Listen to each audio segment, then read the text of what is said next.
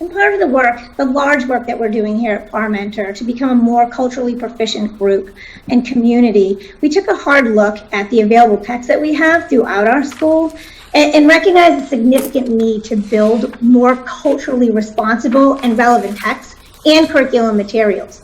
Not only did we need more titles that included themes of diversity and inclusion, but we also needed a wider variety of books that have diverse characters, so that all students may see themselves in the book illustrations and feel represented through our literature that we have here at Parmenter. I'm proud to share that we now have over 100 new titles that do just this. These are available in our school library, classroom libraries, the literacy room and conference room, and this is just the beginning of the work that we're doing here with the texts at our school. We also intentionally planned our March Madness book that we have here every March.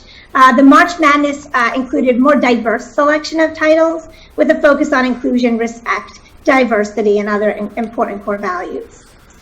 You also heard Mrs. Lamoureux speak about one of our new passion projects we were able to start this year, which is exploring diversity through art, with the latest project title being What Makes Me So Fabulously Different. And then before I get into the Mentor Club, I do want to point out, you see here the multiple PDs, if you will, professional developments that Mrs. Lamoureux and I attended this year to build the cultural proficiency work that we do here. Something that I'm most proud of that we started this year is our student mentor program.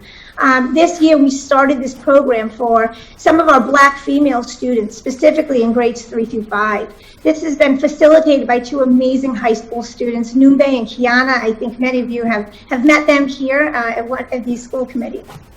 This group meets each week to engage in critical conversations with others who share similar experiences and become actively involved in working towards improving self-awareness, self-esteem, and social awareness.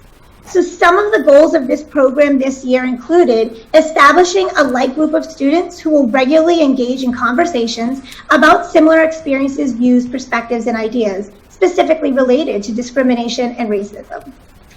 Use these regular meetings as a means to discover individual and other people's feelings and voices. Bring authentic voices to the table as part of essential decision-making and positive change that helps build true diversity and inclusion within the school setting alongside the Parmenter admin.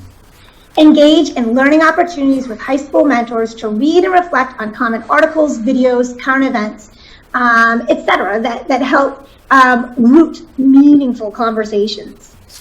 And then finally, to learn essential terms, work to identify when incidents related to these occur within our community and work towards interrupting them if and when they occur. So one example of the impact this program is already having on these students is this quote from an email from one of our teachers to one of the high school mentors. She wrote, "The changes I have seen in this student since joining the group is amazing. She is more confident and outgoing with her peers and teachers. Thank you so much for all you are doing. If there's anything I can do to support you, please let me know." So we are also looking to start a mentor program very similar to this, but for Black male students in our school. We're really looking for a mentor, so if anyone out there knows of any interested high school or college age mentors, please reach out to me. And then also we are looking to expand this program next year to include a more diverse group of students. So I talked a little bit about this, and then this one other piece that I'll introduce one of our school council members, but wanted to point out that in our school council, we are currently participating in a book club, reading How to Be an Anti-Racist by Ibram Kendi, who's fantastic book, by the way. I highly recommend this for anyone looking to truly identify the difference between not being a racist and being an anti-racist, and what this might look like for our children and for the adults alike. So to talk perhaps a little bit more about this, but also to share the parent perspectives, we have Ona Harrington, who's a school council member and a parent of our community. Hi, good evening. First, I want to thank the district overall for adapting to all the changes over the past year and the constant support, not just to Parmenter, but for the whole district through all these persistent unknowns. Specific to Parmenter, I've been part of this community for 10 years, and my daughter, who's in 5th grade, is my 3rd child to grow up in this school. They have a motto that is learning is what we do and family is who we are. And these aren't just words. It's the feeling you get when you walk through those doors at the school or log into the Google Meets, whatever the flavor of the day might be. But building off what Mrs. Barker was just talking about, the cultural proficiency work and the book club that we've been having throughout this year on how to be an anti-racist, the conversation is always really rich and meaningful. And it always comes back to how these concepts and experiences relate back to the school environment, the students, and their families. The passion to understand and to make Parmenter a truly inclusive place with a supportive, empathetic community is really clear. I've told so many people that the work that's happening and the genuine understanding of why this work is important should be an example for our larger Franklin community. The culture of the school is one that embraces each individual person and gives them a safe place to learn, develop, and of course, test boundaries as school-age children will. The administrators, teachers, and staff all lead by example, and they exemplify the core values on a day-to-day basis, no matter how challenging a day can be. Parmenter provides a strong foundation, not just for my kids who have been through, but for all the kids to continue growing and exploring, both academically and personally.